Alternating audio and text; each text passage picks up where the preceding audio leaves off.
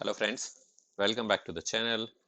अब पिछले जो 2-3 वीडियो मैंने अपलोड किए उसमें आप देखोगे एक पैटर्न में मैंने अपलोड किए हैं कि पहले एक करंट सोर्स था, एक वोल्टेज सोर्स था। जो लास्ट वीडियो जो अपलोड किया उसमें दोनों करंट सोर्सेस थे। अब यहाँ पर अगर आप देखें तो यहाँ पर तीनों करंट सोर्स हैं, तीन सोर्स हैं, तीनों करंट सोर्स हैं।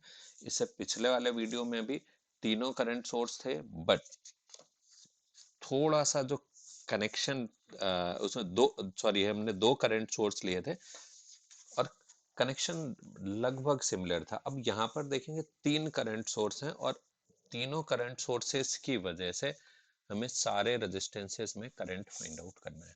तो जो पिछले वीडियोस हैं उनकी लिंक आपको आई बटन में भी मिल जाएगी। प्लेलिस्ट की लिंक एक्चुअली मैं आपको आई बटन में दे दूंगा, जिसमें आपको सॉल्व प्रॉब्लम्स, जो बेसिक इलेक्ट्रिकल इंजीनियरिंग में जितने भी प्रॉब्लम्स को मैं सॉल्व करूंगा उन सब की लिंक आपको उस प्लेलिस्ट में मिलेगी। वो सारे वीडियो आपको वहां मिलेंगे उस प्लेलिस्ट में। और अब मेरी तो कोशिश है कि मैं आपको मैक्सिमम से मैक्सिमम सॉल्व प्रॉब्लम्स दे पाऊँ during the delivery of this course. क्योंकि आप क्या होता है, जब भी हम कॉलेज में कभी पढ़ाया जाता है कोई सब्जेक्ट, तो वहाँ पर क्लास में थ्योरी पार्ट ज़्यादा कवर हो जाता है और सॉल्यूशन बहुत ज़्यादा नहीं हो पाते हैं due to lack of time. तो वो आप इन वीडियोस के थ्रू अपनी प्रैक्टिस कर सकते हैं। तो अभी हम अगर आपने अभी तक मेरे चैनल को सब्सक्राइब नहीं किया है तो आप सब्सक्राइब ज़रूर कर दीजिए, घंटी बजा दीजिए। क्योंकि आपके पास, अगर आप सब्सक्राइब और नहीं करेंगे, घंटी नहीं बजाएंगे, तो लेटेस्ट वीडियो का नोटिफिकेशन नहीं पहुंचेगा। और मैं बार बार आपसे कहता हूँ कि वो काम जो केवल आप और केवल आप ही कर सकते हैं उसको आप ज़रूर कीजिए। लाइक, कमेंट, सब्सक्राइब, शेयर, और जब भी सब्सक्राइब करते हैं तो घंटी ज़रूर बजाइए। तो चलिए बिना देर करे आगे बढ़ते हैं और देखते हैं कि इस प्रॉब्लम को सॉल्व करने में हमारी अप्रोच क्या होगी।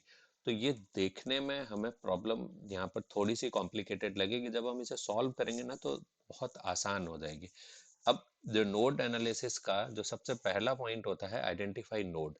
तो अगर हम नोड आइडेंटिफाई करने चलते हैं यहाँ पर, तो नोड के लिए अब देखिए यहाँ थोड़ा सा जो डायग्राम दिया है वो ट्विस्टेड डायग्राम है। यहाँ हमें देख सोचना क्या है, यहाँ देखिए कि एक पॉइंट ये है, एक ये पॉइंट और एक ये पॉइंट। इन दोनों के बीच में यहाँ पर देखिए कोई कनेक्शन नहीं है, कोई रेजिस्टेंस नहीं है। इट मीन्स ये दोनों पॉइंट एक ही है। केवल और केवल आपको थोड़ा सा कंफ्यूज करने के लिए ये सर्किट डायग्राम या कनेक्शन डायग्राम अलग तरीके से दिया है। सिमिलरली यहाँ पर और यहाँ पर इन दोनों पॉइंट के बीच में भी कोई कनेक्शन नहीं है, यानी ये दोनों पॉइंट शॉर्ट सर्किटेड है। अगर ये शॉर्ट सर्किटेड है तो हम इन दोनों पॉइंट्स को एक ही पॉइंट के तरीके से कंसिडर कर सकते हैं। तो अगर एक ही पॉइंट के तरीके से कंसिडर कंसिडर कर सकते हैं तो this circuit can be redrawn. हम इसको रीड्रॉ कर सकते हैं। और रीड्रॉ किस तरीके से करेंगे वो देखिए। ये हमने 3 ओम, 5 ओम, 1 ओम, ये सारे रेजिस्टेंस ड्रॉ कर लिए। अब ये जो करंट सोर्स है, ये करंट सोर्स, इस 6 एम्पियर करंट सोर्स यहाँ कनेक्टेड है, ये इस तरीके से। और इसके बाद ये जो 4 एम्पियर है, ये 4 एम्पियर यहाँ कनेक्टेड है इस तरीके से। और ये जो 8 एम्पियर है, इस 8 एम्पियर को हम यहाँ कनेक्ट मान सकते हैं इस तरीके से। कोई सर्किट पे कोई इम्पैक्ट नहीं, इसमें नेट जो आउटपुट होगा उस पर कोई इम्पैक्ट नहीं पड़ेगा।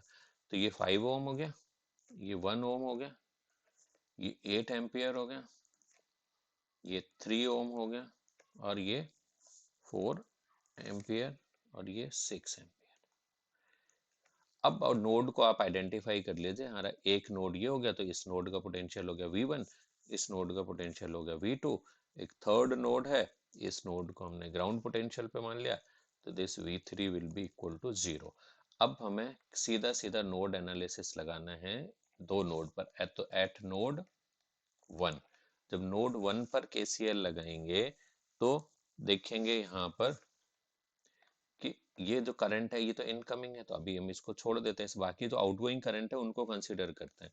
तो V1 माइनस जो एक V3, तो V1 माइनस V3 यानी V1 माइनस 0/3, तो मैं सीधा इसको लिख देता हूँ V1/3 प्लस दूसरा करंट कौन सा आउटगोइंग होगा, ये V1 माइनस V2/5, तो V1 माइनस V2/5 ये भी आउटगोइंग करंट हो गया। और तीसरा करंट कौन सा आउटगोइंग है, यहाँ से 8 एम्पियर, तो 8 एम्पियर ये सारे आउटगोइंग करंट एक तरफ हो गए 8 ampere. This will be equal to 6, क्योंकि इनकमिंग करंट यहाँ पर है 6 एम्पियर। तो इसको जब हम सॉल्व करते हैं तो this will be equal to, ये 15 हुआ, तो 15 यानी 5V1 plus 3V1 minus 3V2, और ये 15 था, यहाँ से ये 8 राइट हैंड साइड में जाएगा, तो ये माइनस का होगा, तो यहाँ पे आएगा -2, और 15 का यहाँ मल्टीप्लाई किया, so this will be equal to -30। तो जो इक्वेशन नंबर 1 सिंप्लीफाई होगा दैट विल बी 5 और 3 8V1 minus 3V2, this will be equal to -30। ये हो गया हमारा इक्वेशन नंबर 1।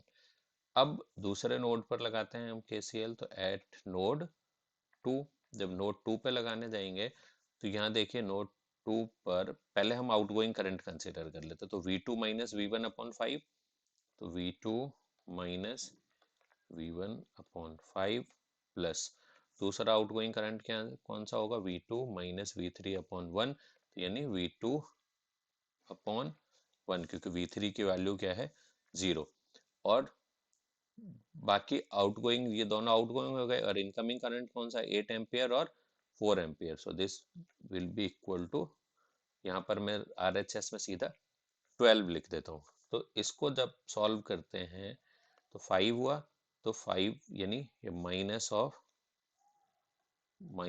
V1, 5 यहाँ है, प्लस सीधा लिख देता हूँ मैं 6V2, this will be equal to 60।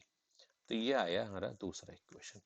अब जब इन दोनों इक्वेशन को सॉल्व करते हैं, तो सॉल्व करने के बाद इनको कैलकुलेटर से कैसे सॉल्व करते हैं इसके बारे में आपको एक शॉर्ट मैंने अपलोड किया है, वो उसकी लिंक आपको आई बटन में मिल जाएगी। तो इन्हें कैलकुलेटर से सॉल्व करके आप सीधे कैलकुलेट कर सकते हो कि V1 की वैल्यू आएगी 0 वोल्ट, और V2 की जो वैल्यू आएगी वो होगी 10 वोल्ट। अब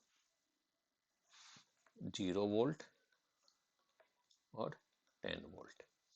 अब बात आती है, हमने V1 और V2 की वैल्यू निकाल ली कि करंट क्या होगा हर एक ब्रांच में। तो जब हर एक ब्रांच के करंट की बात करेंगे, तो मैं इस सर्किट को थोड़ा सा बड़ा करके रीड्रॉ कर लेता हूँ, जिससे हमें सर्किट में करंट का फ्लो बताने में थोड़ा सा आसानी हो जाएगी।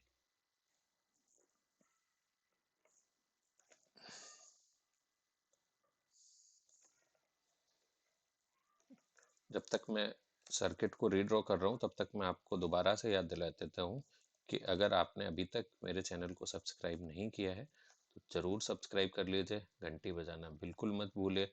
अगर आपको वीडियो अच्छे लगते हैं उसके बारे में कमेंट कीजिए, किसी पर्टिकुलर टॉपिक पर अगर आप वीडियो चाहते हैं उसके बारे में भी कमेंट कर सकते हैं।